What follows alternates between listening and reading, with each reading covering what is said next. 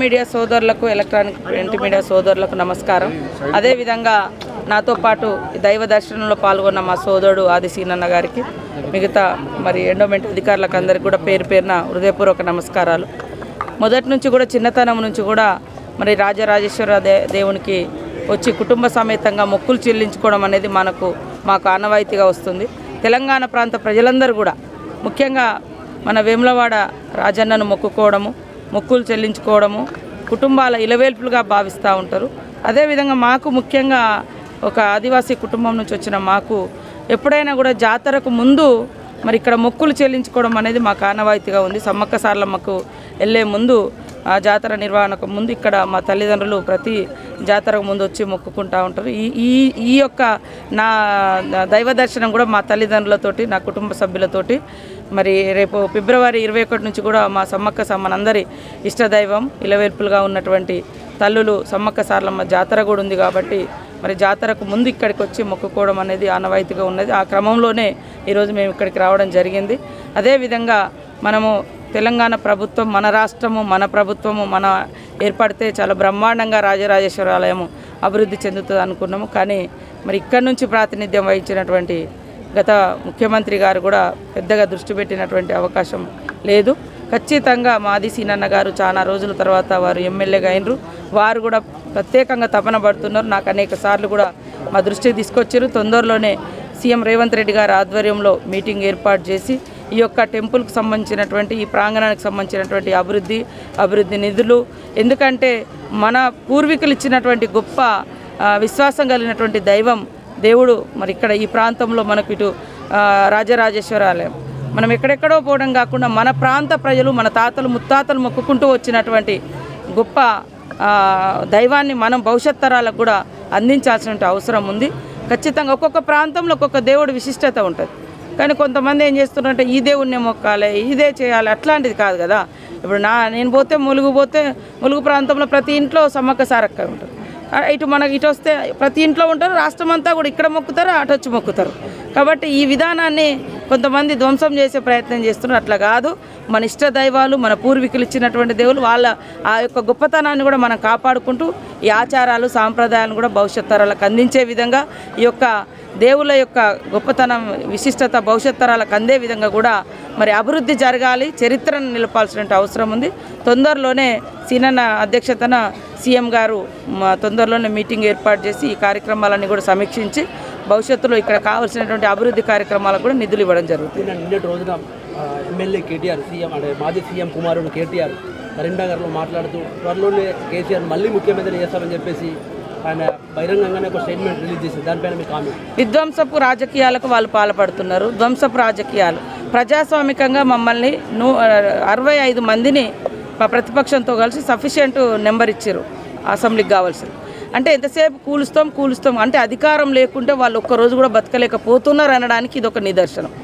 అంటే ముఖ్యమంత్రి గారు అధికారం ఉంటే తప్ప బయటికి ప్రజలకు, అంటే గతంలో ఆయన కేసీఆర్ గారు ముఖ్యమంత్రిగా ఉంటే తప్ప బయటికి రాడు అనేది వాళ్ళు గత 9 సంవత్సరాలుగా గడిలలో ఉండి పరిపాలించారు. ఇప్పుడు కూడా అధికారం లేదు కాబట్టి కనీసము అసెంబ్లీకి వచ్చి వారు ఎమ్మెల్యేగా కూడా ప్రమాణం చేయలేకపోతున్నారు. అంటే ప్రజాస్వామ్యాన్ని ఎడి తీసుకుపోతున్నారు. రాష్ట్ర ప్రజలు ఆలోచించాలి. అంటే అక్రమంగా దొడ్డదారులు ఏదో ముఖ్యమంత్రులు అవుతామని ప్రజలు ఇచ్చిన మ్యాండేట్ మాకు. దాన్ని అట్లా మాట్లాడడం అనేది కొద్దిగా మైండ్ ఉండాలి, మెదడు ఉండాలి వాళ్ళ. అంటే కాంగ్రెస్ పార్టీకి కేవలం సానుభూతి తప్ప మరి ఏం లేదు, వాళ్ళ అభివృద్ధి చూసి మాత్రం ఓటే లేదు, కొద్ది ఓట్ల శాతం తేడా ఉందని చెప్పేసి ఆయన పదే ఎక్కడికి వెళ్ళి అదే మాటలు చెప్తూ ఉంటారు. అదే అంటానే వాళ్ళు 63 తోటే గెలిచారు కదా ఫస్ట్లో. 63 సీట్లే వాళ్ళకంటే 1 సీటుతో మేము 2 సీట్లతో మేము అదనంగా ఉన్నాం. మరి అదే అంటున్నా, ఇంత నీచపు కుళ్ళు రాజకీయాలు ఎందుకు? ప్రజలు ఇష్టంతో గెలిపిస్తారు కాబట్టి వాళ్ళు చేసేటువంటి ఈ దుర్మార్గపు ప్రయత్నాలను తిప్పికొట్టే ప్రజలు మా పక్షాన 60 నెంబర్ మాది 65 సఫిషియెంట్ నెంబర్ ఇచ్చారు. ఇంకా దాంట్లో ఏముంటుంది? మీలాంటి వాళ్ళు అర్థం చేసుకోవాలి. ఎందుకు ఈ కుహాలము, ఈ కుతూహలము, ఈ దుర్బుద్ధి ఎందుకు పుడుతుంది మీకు? ఈ దేవుళ్ళే వాళ్ళకు పనిష్మెంట్ ఇచ్చారు, ఇంకా ఇస్తారు కూడా. ఇంకోటి, సోషల్ మీడియానే మాకు కీలకంగా పనిచేయాలి, సోషల్ మీడియా ద్వారా కాంగ్రెస్ ప్రభుత్వం బదనం చేయాలని చెప్పేసి ఆయన ఇండైరెక్ట్లో డైరెక్ట్లో ఆయన అఫీషియల్గానే స్టేట్మెంట్ ఇస్తారు. సోషల్ మీడియానే వాడుకుందాం ఎక్కువ శాతం అని చెప్పేసి. అంటే సోషల్ మీడియాలో కూడా ఎవరో ఒకరిద్దరు తప్పుడు కూతలు కూస్తే ప్రజలు అర్థం చేసుకుంటారు. కానీ చేసిన పనిని సోషల్ మీడియాలో పెట్టుకుంటే అది ఫ్యాక్ట్ కనబడుతుంది. నేను లేని మాట అన్నాను అనుకో, నేను అన్నది తప్ప రైట్ అని ప్రజలు ఆలోచిస్తారు. కొద్దిసేపు కన్ఫ్యూజన్ ఉంటారు కావచ్చు, కన్ఫ్యూజ్ చేస్తారు కావచ్చు. జనరల్గా జరిగిన పనిని ప్రజల ముందు పెడితే ప్రజలు అర్థం చేసుకుంటారు. లేనిది కల్పించి చెప్తే వాళ్ళు ఎట్లయితే పని చేయరో అట్లాంటి పరిస్థితి అవుతుంది. వాళ్ళు అట్లాంటి ప్రయత్నమే చేసారు గతంలో, ఇప్పుడు కూడా వాళ్ళు ఏదో చేయాలనుకుంటారు. ఎందుకంత 5 సంవత్సరాలకు అవకాశం ఇచ్చిర్రు, మీరేం కష్టపడ్డరని, మరి ఏం చేశారని. ఇప్పుడు బిల్లుల గురించి అడిగిన 1000 బిల్లులు పెండింగ్లో పెట్టిర్రు. ఎవరికి జీతాలు కూడా ఇవ్వలేదు, బిల్లులు ఇవ్వలేదు. వాళ్ళకి నచ్చిన పని చేసుకున్నారు. ప్రజలకు నచ్చిన పని చేయలేదు కాబట్టి ప్రజలు వాళ్ళని ఇంటికి పంపారు. మేము మంచిగా చేయనప్పుడు మమ్మల్ని పంపుతారు. మీరెందుకు దొడ్డదారిన రావాలి, దొంగ వ్యవహారాలు ఎందుకు అని అంటున్నా. ఫైనల్గా కేటీఆర్కు మీరు ఏం చెప్పదలుచుకున్నారు? బుద్ధిగా పనిచేయి, ప్రతిపక్షంగా నీకు ప్రతిపక్ష హోదా ఇచ్చారు, ప్రతిపక్షంగా పనిచేయి, నిర్మాణాత్మక ప్రతిపక్షంగా ఉండండి. ప్రజలు మీ ప్రతిపక్ష పాత్రను హర్షించినప్పుడు, మీకు ఎప్పుడైనా అవకాశం వచ్చినప్పుడు స్ట్రేట్ ఫార్వర్డ్గా ప్రజాస్వామికయుతంగా రావాలి తప్ప దొడ్డిదారిన ప్రభుత్వాలను కూల్చే కుట్రలు మానుకోండి అని చెప్తున్నాం. తప్పకుండా చేస్తాము, ఒక్కొక్కటి చేస్తున్నాము. మేము ప్రభుత్వం వచ్చిన కాంచి ప్రజా సంక్షేమం కోసమే పాటుపడుతున్నాం. ఎక్కడ కూడా మా సొంత కట్టడాల కోసమో, సొంత వెహికల్ల కోసమో, సొంత వాటి కోసం రూపాయి కూడా మా సొంత అవసరాల కోసం ఇష్టానుసారంగా ఖర్చు పెట్టలే. వారు లక్షల కోట్ల అప్పులు తెచ్చి తమకు ఇష్టమున్న కట్టడాలు, ఇష్టమున్న జీవితాన్ని గత ప్రభుత్వం అనుభవించింది. మా సీఎం గారు కూడా అట్లాంటిది లేదు, మేమెవరం కూడా అట్లా చేయడం లేదు. ఉన్నదంతా కూడా ప్రజలకు ఇవ్వడానికే, ప్రజలకు దగ్గరికి రావడానికి. ఒక్క బస్సు, ఉచిత బస్సు పెడితే ఎంత కడుపు మండుతుందో వాళ్ళకి తెలుసు. ఆటో వాళ్ళని రెచ్చగొట్టుడు, ఆటో వాళ్ళకు కూడా చెప్పిన వాళ్ళనేం. ఇప్పుడు ఈ గల్లీలలో ఆటోలు తిరగడానికి బస్సు అయితే అడ్డం కాదు కదా. ఇప్పుడు ఇక్కడ నుంచి ఒక హైదరాబాద్ పోవాలి, కరీంనగర్ పోవాలి, వరంగల్ పోవాలంటే ఒక ఉచిత బస్సు అనేది ప్రతి ఇంట్లో ఒక మహిళ ఉంటుంది, పిల్లలు ఉంటారు, ఎక్కడెక్కడ దాన్నే ఓర్వలేకపోతున్నారు. మా ప్రభుత్వము తీసుకున్నటువంటి గుడ్ స్టెప్స్, మంచి నిర్ణయాలు ఏవైతున్నాయో వాటిని సహించలేక రకరకాలుగా మాట్లాడుతున్నారు. కాబట్టి రేపటి ఎంపీ ఎన్నికలలో కూడా వాళ్ళు అక్కడ వచ్చే అవకాశం లేదు, ఎట్లా గవర్నమెంట్ ఇక్కడ కూడా లేదు. కాబట్టి ఏదేదో రకరకాల మాటలు మాట్లాడుతున్నారు. ఒక్కటక్క ఫైనల్గా 10 ఏళ్ళు బీఆర్ఎస్ పార్టీ అధికారంలో ఉంది, రాజన్న ఆలయం ఎంతో వివక్షకు గురైంది. బీజేపీ అధికారంలో ఉంది, ₹1 కూడా దీనికి కేటాయించలేదు. అంటే నువ్వు చేయ అభివృద్ధి, నువ్వు చేయని చెప్పి ఇద్దరి మధ్యలో రాజన్న ఆలయం మాత్రం వివక్షకు గురైంది, డెవలప్ కాలేదు. ఇప్పుడు మీ ప్రభుత్వం వచ్చింది, మీరు ఎట్లా చేయబోతున్నారు? తప్పకుండా మా సీనియర్ ఇంతకుముందే నాతో మాట్లాడిండు. సీఎం గారి దృష్టికి తీసుకుపోయి సీఎం గారు చైర్మన్గా గతంలో పెట్టారు కానీ ఏం చేయలేదు.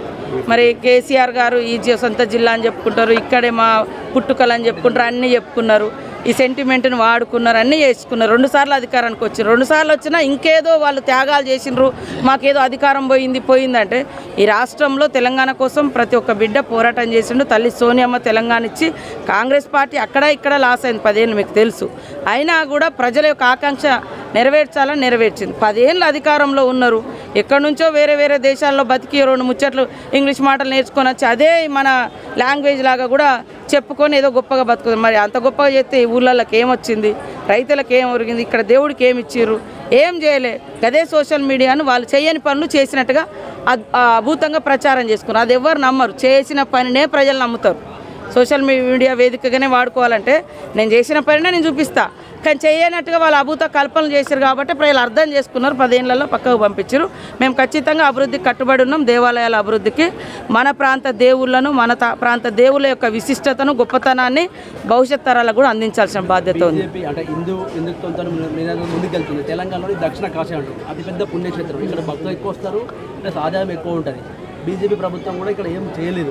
దాని మీద ప్రభుత్వానికి ఏం చెప్తున్నారు?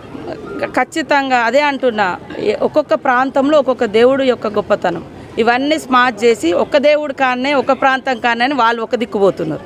మేము ఎక్కడైతే ఆ ప్రాంత ప్రజల యొక్క విశ్వాసం, నమ్మకం ఉంటుందో ఆ యొక్క గొప్పతనాన్ని కాపాడుకుంటూ భవిష్యత్ తరాలకు అందియాలి. ఏ ప్రాంతంలో ఇప్పుడు నాకు ఇష్టదైవం సమ్మక్క సారలమ్మ, తర్వాత మా తల్లిదండ్రులు ఇక్కడికి వచ్చిన తర్వాత అడిగి పోతూ ఉంటాం, అంటే 2 దేవుళ్ళతో ఉంటుంది.